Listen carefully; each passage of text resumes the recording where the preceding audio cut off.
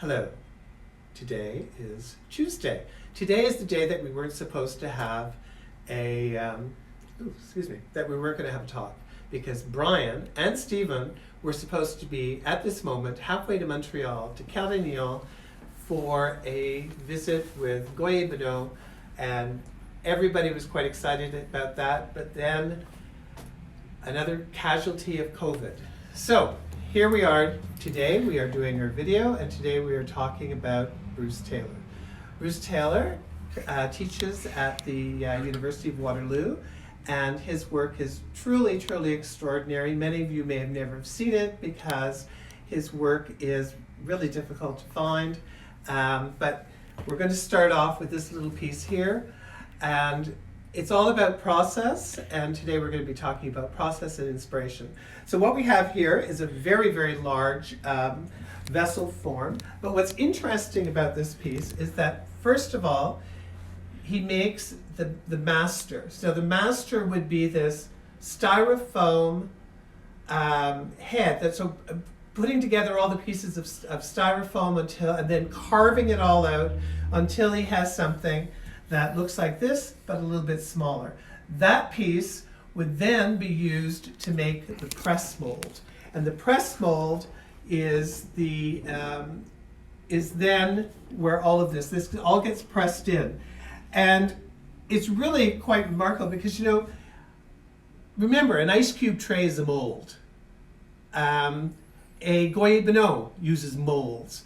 Molds have a life expectancy that goes beyond just its initial use, except when Bruce does these pieces, it could take him from conceptualizing to actually having everything ready to accept the pressing.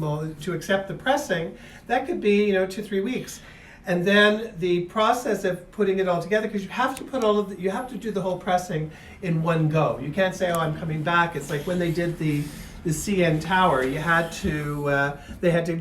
to keep on pouring the whole thing at once, and then they freaked out when the workers went on strike at one point. Anyway, so this is really, really quite a remarkable piece, and it is made with 6 components. There's the vessel, there is this, and before any of you ask, because we get asked this all the time, no, these wheels are non-functional. But anyway, so this is really quite a remarkable piece, and then it goes into the kiln, and this takes up to a week to fire. So there's a lot of work going in here. But not all of you may have room for a piece that large. So what we're going to talk about now is we're going to talk about his other art level pieces that we have shown and placed, and bearing in mind that there aren't a lot of these either. And here we are, and we are now right here. So what you see here are really remarkable. They're remarkable on so many levels. So again, it's important to remember that molds are used in the creation of these pieces. But these are pieces that are made of components. So what is the process? And that is what I asked Bruce today. Because though, there's one thing to look at a piece and then figure out what the heck it is. But here what we've got is we have pieces that the components. So first, you've got all these various molds. So this would have been a mold for a piece, and who knows how long this vessel may have been. Actually, it's quite possible. Now this is up here. This could have been from that same mold because it gets pressed. But in getting these individual forms, the process is first conceptualizing, and then doing like an architectural drawing, figuring out what components would go together, and then the making of a maquette. A maquette is a miniature or a small piece that he would make in clay just to get a sense, if he liked the proportions and everything, how it worked, and that whole procedure there. Once that maquette part is in his head, then he gets started. So let's start with this piece. So you've got, this is one mold, this cylinder, and then this is another mold. Now bear in mind that when this gets attached to this and attached with slip, you don't want the damn thing falling apart. So during the drying process, this would be upside down, because that way, because once it's dried, there's a reasonable stability. The other thing to remember is that the process with this is such, you've got the components together. He's firing one piece at a time, okay? In an electric kiln around cone 1, so one piece at a time is being fired. So now he's got his form that he's made with the cylinder, and this gives you an idea of how big the mold is, because remember, this piece is, just to give you an idea for all of you who are measuring your shelves, this is 19 inches. So assuming that that they contract, excuse me, assuming that during the drying process, remembering that there is shrinkage, that may have been, that mold is going to be bloody big. And then you've got this. So then he's got these two components together. Now they've dried, they're leather hard, they go into the kiln for the bisque firing. After the bisque firing, it comes out and it's white. Then the first step that happens is the entire piece is fired with this black stain. So this matte black, and you can see this is this is something that is, all of these pieces are fired, they're now black. So now what he's got, he has his canvas.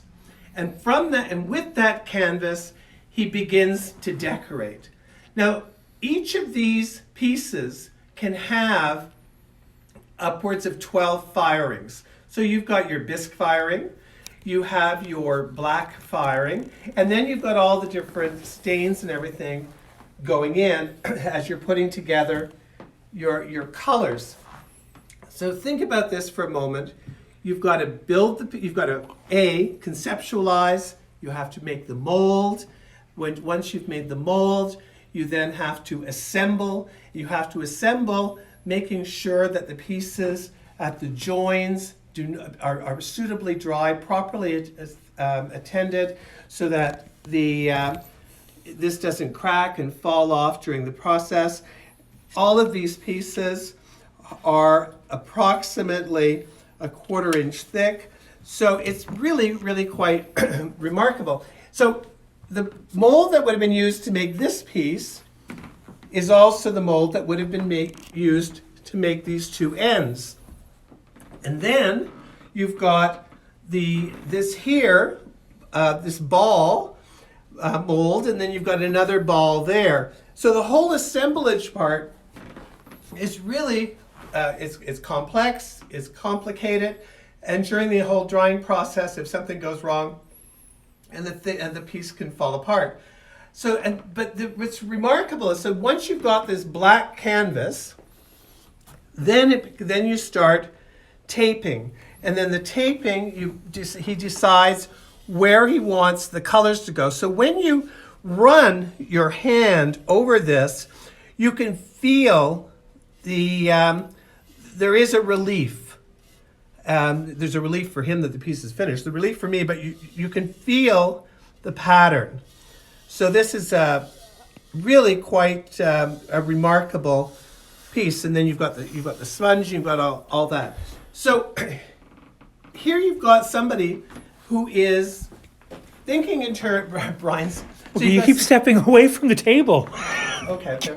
So here we have. Is this better? Yes. Okay. So. So you've got this whole, all of these pieces. So you've got all of these elements. It's sort of like if you think of somebody when you're watching one of those cake shows and they've got all the pieces of cake and then they're putting everything together. That's what's happening here. The only thing is this is taking a lot longer. So you've got, with that in the intellectualization, you've got the architectural type drawings, and then you make the components. Now it's quite possible that once this piece was done, he may have not liked the fact that it went out that far. So then the whole thing this can be like shortened, and I asked him today, I said, well, what happens if you're making a piece and you decide that what you want to add to it, that you don't have that mold? So then he's got to go and he's got to make another master mold so that he can put together the components on these pieces. So also remembering that a mold, it's not like an ice cube tray, because even though an ice cube tray is molding water and you use them over and over and over again, here a mold may at the most, he may get 20 uses out of it, he may get 15 uses out of it. It's the same thing when Goyer Beno is doing their work and they're using molds. They don't have, it's not as if they can make thousands. Every time that they decide that they need to, that the mold is shot, they have to make another mold.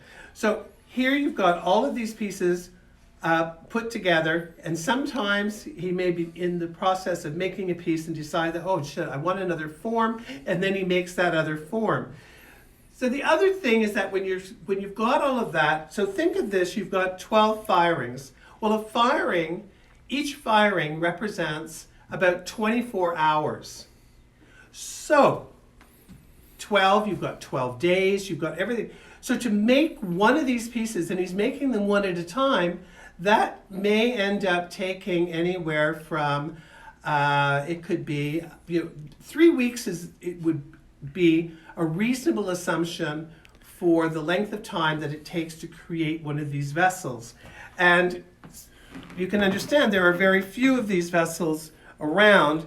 And then you also, once you start factoring into the materials, the intellectualization, the time and everything, they're really, really inexpensive.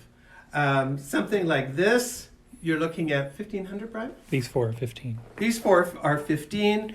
This one here is $2,800, and it's just really quite wonderful. Also, Bruce was one of the few international artists that was selected for an exhibition in Korea, and that piece was actually in Korea. That's the one that was in Korea. Okay. Yeah. So anyway, so here you've got extraordinary work by an incredible artist, and when you're looking at things like this, bearing in mind there aren't very many of them around. Now, this is also, Brian wants me to move. Okay, so this is another piece by Bruce, but this time we're looking at, this piece is in porcelain, and this piece is also comes out of a mold, but when you're working with porcelain, essentially it's like you're working with lard. There is no grog, but you get these incredible forms. But even though that is almost the same size, here, okay. But this is not made in the same mold that makes that component. So different material, different body of work, a different component. So here you have, and these were actually done for an exhibition that we had, and these are there's one piece over there, but remarkable work, and of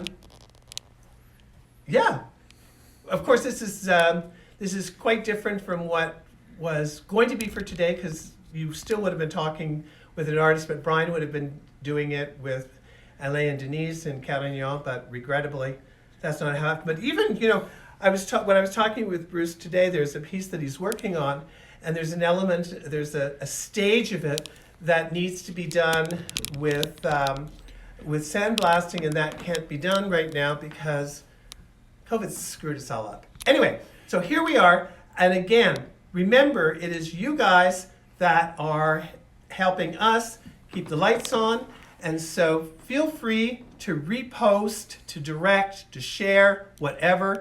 Thank you so much. It's been a pleasure talking with you.